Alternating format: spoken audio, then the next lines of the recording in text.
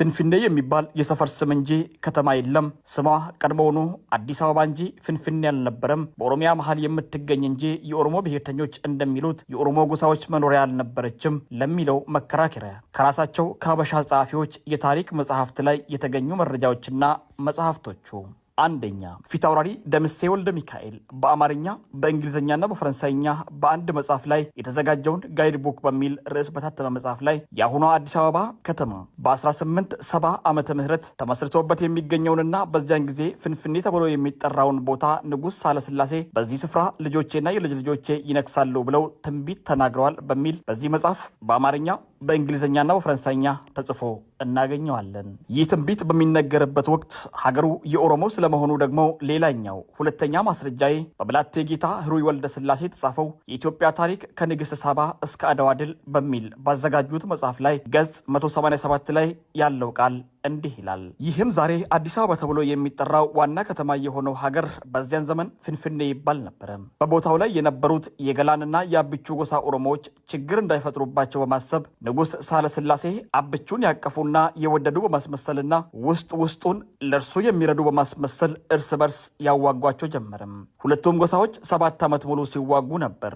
ንጉሱም አብቹን በመርዳትና በማገዝ ገላን ተሸነፈም። ከዚያ በአብቹ ጉልበት ገላንን፣ አዳን፣ ወበሪን፣ ጅሩን፣ ዋዩን፣ ሰላሌን አዳክመው ገባር አደረጉት። የኦሮሞዎች እርስ በርስ መንጓጋት የምኒልክን ጉልበት አበርትቶ የራሳቸውን ጉልበት አዳክመው ይላል።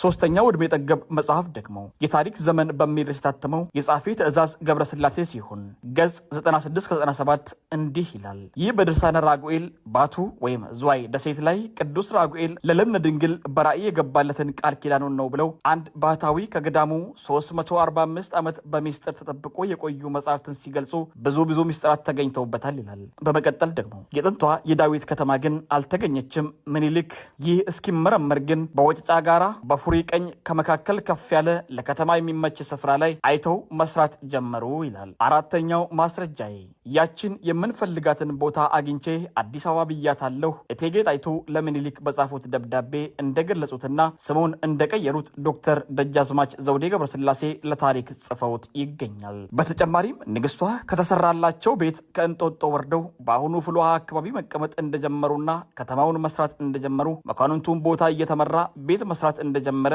እቴጌዋም ቦታውን አዲስ አበባ ብለው እንዲጠራ እንዳደረጉት ይገልጻል። እንዲሁም እቴጌዋ ሌላ ያዘዙት ነገር ቢኖር ከአጼ ምኒልክ ተጽፈው ወደ ሌላ ቦታ የሚላኩ ደብዳቤዎችን ሁሉ ተጻፈ ከአዲስ አበባ እንዲባል ያዘዙ ሲሆን ስሙም እንዲጸና የሆነው እንዲህ ባለ መልኩ መሆኑንም ይገልጻል። አምስተኛው ማስረጃዬ የፍንፍኔ ካቶሊክ ሚስዮን ጣቢያ በ1960ዎቹ ምንጭ አባ ማስያስ እንደ አባ ማስያስ የ1860ዎቹ ሚሽነሪዎች